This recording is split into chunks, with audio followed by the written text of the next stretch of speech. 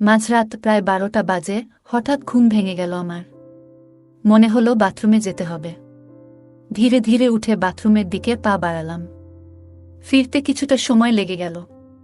ঘরে ফিরে দেখি আন্টি বিছানায় শুয়ে আছেন, তবে উল্টো দিকে মুখ করে। ঘরের মৃদু আলোয় চারপাশটা বেশ শান্ত মনে হচ্ছিল, যা আন্টির সিল্কের নাইটির আলোয় ঝলমল করছিল, যা তাকে আরও সুন্দর করে তুলছিল। আমি আস্তে আস্তে আমার পদক্ষেপ এগিয়ে নিয়ে গেলাম এবং দেখতে পেলাম আন্টি গভীর ঘুমে আছেন। তার মুখের উপর শান্তির ছাপ স্পষ্ট ছিল। এমন দৃশ্য দেখে আমার মনের মধ্যে এক অস্থিরতা কাজ করতে শুরু করল। আমি নিজেকে সমত করে মাথা ঠান্ডা রাখার চেষ্টা করলাম। কয়েক মুহূর্তের ভেতরেই আমার মনোবল ফিরে এলো। তখন ভাবলাম এই পরিস্থিতি এড়িয়ে গিয়ে বরং নিজের ঘুমের দিকে মনোযোগ দেওয়া উচিত। কিন্তু তখনই আন্টির ঘুম ভেঙে গেল, আর আমাকে এভাবে তার সামনে দেখে আন্টি আমি রাহুল। আমার আন্টি ছিল অসাধারণ সুন্দরী এক মহিলা। একটু স্বাস্থ্যবান হওয়ায় তাকে আরও আকর্ষণীয় লাগত। যে কেউ তাকে একবার দেখলে তার প্রেমে পড়বেই। কিছুদিন আগে আমি একটি ইন্টারভিউয়ের জন্য মুম্বই থেকে গুজরাট যাচ্ছিলাম। ট্রেনে বসে দেখি আমার সামনে এক ভদ্রমহিলা। তার চেহারায় ছিল এক ধরনের সৌন্দর্য এবং আকর্ষণ, যা সহজেই দৃষ্টি আকর্ষণ করে। তার মুখে আলো পড়ে একটি উজ্জ্বলতা ফুটে উঠেছিল, এবং তার লম্বা চুল তাকে আরও আকর্ষণীয় করে তুলছিল। তার ব্যক্তিত্বের কোমলতা ও সহজ সরল আচরণ দেখে আমার মন ভালো হয়ে গেল। তার দিকে তাকিয়ে এক ধরনের ইতিবাচক অনুভূতি কাজ করছিল, যেন তার উপস্থিতি আমাকে সাহস দিচ্ছে। ট্রেন চলার সময় আমি ভাবছিলাম তার সঙ্গে কথা বললে কেমন হবে। অবশেষে আমি নিজের মধ্যে সাহস সঞ্চয় করলাম এবং তার সঙ্গে আলাপ শুরু করলাম। তিনি হাসি মুখে জিজ্ঞাসা করলেন, আপনি কোথায় যাচ্ছেন? আমি হেসে উত্তর দিলাম, গুজরাট যাচ্ছি, সেখানে একটি ইন্টারভিউ আছে। এই কথা শুনে তিনি বললেন, ভালো, আমি গুজরাটেরই বাসিন্দা। তিনি মুম্বাই প্রথম তার স্বামীর সঙ্গে দেখা করতে এসেছিলেন। তারপর আমি জানতে চাইলাম, আপনার নাম কি? আন্টি বললেন, আমার নাম প্রিয়া। আমি বললাম, আপনি গুজরাটের কোনো এলাকায় বাস করেন? তিনি উত্তর দিলেন, আমি কলোরে থাকি। আমাদের মধ্যে কথোপকথন চলতে থাকলো এবং একে অপরের সঙ্গে কথা বলে আমার মনে ভালো লাগছিল। ট্রেনে ভ্রমণ করতে করতে প্রিয়ার ব্যক্তিত্ব আমাকে আরও বেশি আকর্ষণীয় মনে হতে লাগল। আমরা একে অপরের জীবন নিয়ে আরও কিছু গল্প ভাগাভাগি করলাম। আমি তাকে জানালাম যে আমার ইন্টারভিউ একটি অটোমোবাইল কোম্পানিতে। তিনি আমাকে উৎসাহিত করলেন। আমাদের মধ্যে নানা আলোচনা চলতে থাকল এবং পুরো যাত্রাপথে আমি তার দিকে নজর রাখছিলাম। তিনি সত্যিই ভীষণ আকর্ষণীয় লাগছিলেন। হয়তো প্রিয়া এ বিষয়টি বুঝতে পেরেছিলেন, কিন্তু তিনি আমার সঙ্গে কিছু বলেননি। রাতের প্রায় 11টা বাজে যখন ট্রেন কলোল স্টেশনে থামল।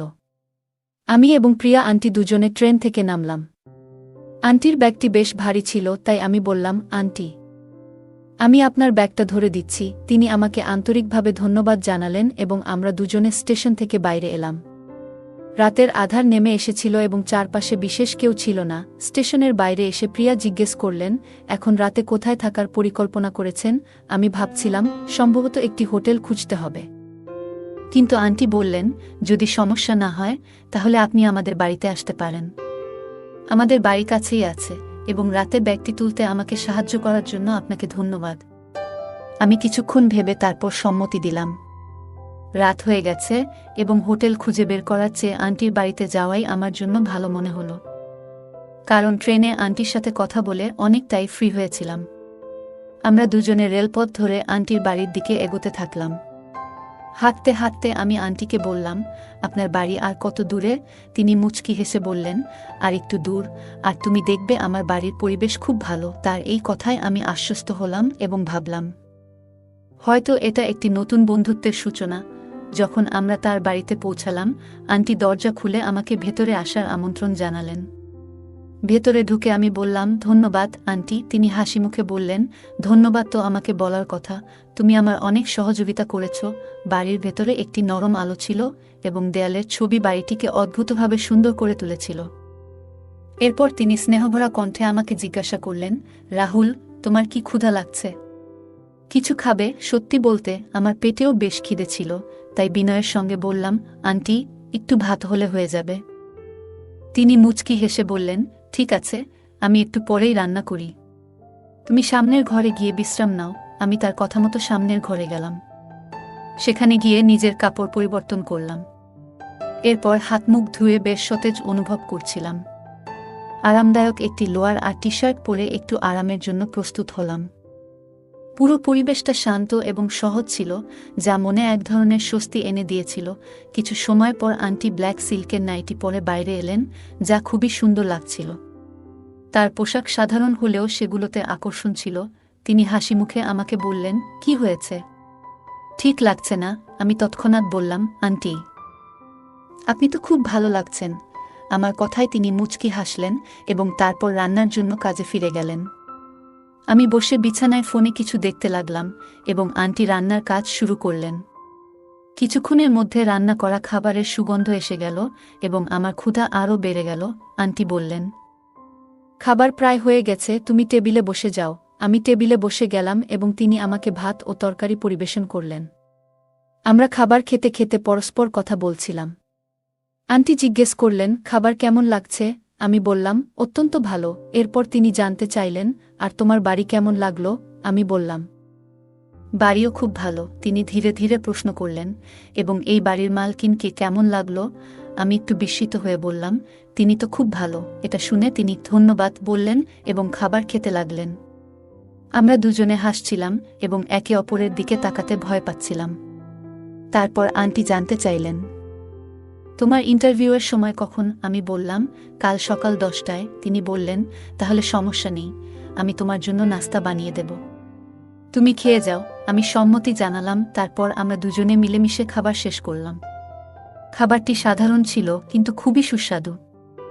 আমরা একসঙ্গে খেতে খেতে গল্প করতে থাকলাম এবং তিনি তার পরিবারের সম্পর্কে বললেন। তার স্বামী মুম্বাইয়ে কাজ করেন এবং তিনি এখানে একা থাকেন। তার হাস্যোজ্জ্বল স্বভাব আমাকে আরও বেশি শ্রদ্ধা অনুভব করালো। রাত গভীর হয়ে এসেছিল এবং আমরা খাবার খেয়ে থালা বাসন পরিষ্কার করলাম। তারপর আন্টি বললেন, তোমাকে বিশ্রাম করতে হবে, সকালে তাড়াতাড়ি উঠতে হবে। এরপর আমি জিজ্ঞেস করলাম, আপনি কোনো পারফিউম ব্যবহার করেন? আপনার রুম থেকে খুব ভালো সুগন্ধ আসছে। তিনি হাসতে হাসতে বললেন, সবই মহিলা পারফিউম, তোমার জন্য উপযুক্ত নয়। রাতের নিস্তব্ধতায় আমি আন্টির ঘরে শুয়েছিলাম। কিছুক্ষণ পর তিনি ঘরে এসে মুচকি হাসি দিয়ে বললেন, তুমি আর কি কিছু বলবে?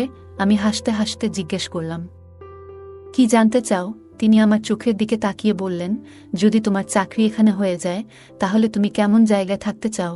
আমি কিছুক্ষণ ভাবলাম এবং বললাম, আমাকে রেন্টে একটি ঘর নিতে হবে। তিনি কিছুক্ষণ চুপ থাকলেন, তারপর বললেন, তুমি কি আমার বাড়িতে থাকতে পারবে? আমি কিছুটা হতভম্ব হয়ে বললাম, আন্টি, আপনার বাড়িতে আমি কতদিন থাকব?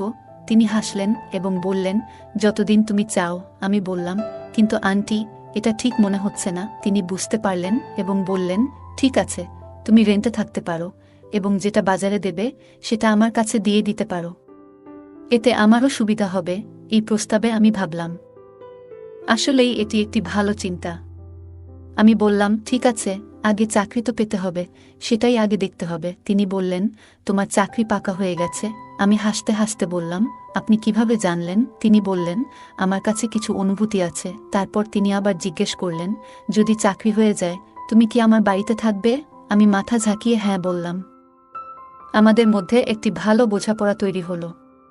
কিছুক্ষণ গল্প করার পর আমি বললাম, আন্টি, আমাদের এখন ঘুমাতে হবে, সকালে তো উঠতে হবে। তিনি বললেন, ওহ হ্যাঁ, আমাকে কিন্তু অফিসে যেতে হবে, কারণ তিনি একটি অফিসে কাজ করতেন। আমি জিজ্ঞেস করলাম, আমি কোথায় ঘুমাবো? তিনি বললেন, তুমি আমার পাশে শুতে পারো, আমরা একসঙ্গে ঘুমাবো। আমি কিছুটা সংকোচ প্রকাশ করে বললাম, না, আমি অন্য ঘরে ঘুমাবো। তিনি বললেন, অন্যান্য ঘরে পরিষ্কার নেই, তুমি আমার ঘরেই শুয়ে যাও। শেষমেশ আমি তার কথা মানলাম। আমি তার কাছে বিছানা চাইলাম এবং নিচে বিছানা পেতে শুয়ে পড়লাম। আন্টি বললেন, আমার বিছানায় শুয়ে পড়ো। আমি কিছুটা আপত্তি জানালেও তিনি কোনো সমস্যা দেখালেন না। তিনি আমাকে কাঁধ ধরে বিছানায় শুইয়ে দিলেন। ধীরে ধীরে ঘরের পরিবেশ শান্ত হয়ে গেল। রাতের নিস্ত বাতাসে আমার মনে হলো, এই অজানা সাক্ষাৎ আমাদের জন্য নতুন অধ্যায়ের সূচনা হতে পারে। রাত প্রায় 1-2টা বাজে। আমি উঠলাম ও বাথরুমে চলে গেলাম। ফিরে এসে দেখলাম, আন্টি আমার দিকে পিঠ করে শুয়ে আছেন এবং তার পোশাক কিছুটা এলোমেলো ছিল। এটি দেখে আমার মনোভাব একটু অস্থির হয়ে গেল, কিন্তু আমি নিজেকে নিয়ন্ত্রণে রেখেছিলাম এবং আবার শুয়ে পড়লাম। সকালে আন্টি আমাকে 7টায় আমাকে জাগিয়ে দিয়ে আন্টি বললেন, উঠো, এক কাপ চা খেয়ে নাও। আমি বললাম, আন্টি, আমি চা খাই না। তিনি হাসি মুখে বললেন, কোনো সমস্যা নেই, একটু খেয়ে দেখো। আমি তোমার জন্য ভালোবাসা নিয়ে বানিয়েছি। আমি আন্টির দিকে তাকালাম, তার চোখে এক আশ্চর্য দৃশ্যে কথা বলার ধরন পরিবর্তিত হয়েছে। তার এখন প্রতিটি কথায় অন্য অর্থ খুঁজে পাচ্ছিলাম, কিন্তু আমি নিজের অজান্তেই সব কিছুকে ইগনোর করে যাচ্ছিলাম। প্রস্তুত হয়ে যাওয়ার সময় তিনি বললেন, ইন্টারভিউয়ের পরে আমার সাথে দেখা করতে এসো এবং জানিয়ে দিও তোমার কাজের খবর। আমি হোক না বলে বেরিয়ে গেলাম। আমি একটি অটো নিয়ে ইন্টারভিউ দিতে গেলাম। দুপুর ৩টার দিকে ফিরে এসে দেখলাম আন্টির বাড়ির দরজা তালা লাগানো। আমার কাপড় সব ভিতরে ছিল এবং আমি আন্টির ফোন নম্বর নিতে ভুলে গিয়েছিলাম। তাই আমি আন্টির আসার জন্য অপেক্ষা করতে লাগলাম। সন্ধ্যা ৫টার দিকে আন্টি এলেন এবং তার পোশাক ছিল সত্যিই সুন্দর। তিনি এসে বললেন, ও হায়, আমি তো ভুলে গিয়েছিলাম, তুমি তো আমার অপেক্ষায় ছিলে। দ্রুত দরজা খুলে আমাকে ভেতরে আসতে বললেন। তারপর বললেন, তুমিও একটু দাঁড়াও, আমি কাপড় পরিবর্তন করে আসি। তিনি একটি আরামদায়ক লোয়ার এবং একটি শর্ট টি শার্ট পরে বেরিয়ে এলেন। তারপর তিনি জিজ্ঞেস করলেন, তো এখন বলো কি ঘটেছে। আমি বললাম, আমার তো বাড়ি যেতে হবে। এটি শুনে আন্টি একটু খারাপ লাগলো এবং বললেন, কি হয়েছে? ইন্টারভিউ তো ভালো হয়নি, কাজ পাওনি? কিভাবে সম্ভব? এবার মনে হচ্ছিল যেন আন্টি সত্যিই হতাশ হয়েছেন। আমি উত্তর দিলাম, এমন কিছু নয়, আমার চাকরি হয়ে গেছে এবং আমাকে ৩ দিন পরে যোগদান করতে হবে। আন্টি খুশি হয়ে জানতে চাইলেন, তাহলে তুমি বাড়িতে যাচ্ছ কেন? তার প্রশ্নের মধ্যে বুঝতে পারছিলাম আমার চলে যাওয়া আন্টির জন্য কিছুটা দুশ্চিন্তার সৃষ্টি করেছে। আমি বললাম, আমার কাছে তেমন কাপড় নেই, আমাকে পরিবারের সঙ্গে দেখা করতে যেতে হবে। আমি বললাম, আমি কিছু কাপড়ও নিয়ে আসব ও কিছু জরুরি জিনিসও আনব। এর উপর আন্টি আশাবাদী চোখে প্রশ্ন করলেন, তুমি ফিরে তো আসবে? তার চোখে এমন একটি ভাব ছিল যেন আমার চলে যাওয়ায় আন্টির মন ভালো নেই। আমি উত্তর দিলাম, আন্টি, আমি নিশ্চিত আসব।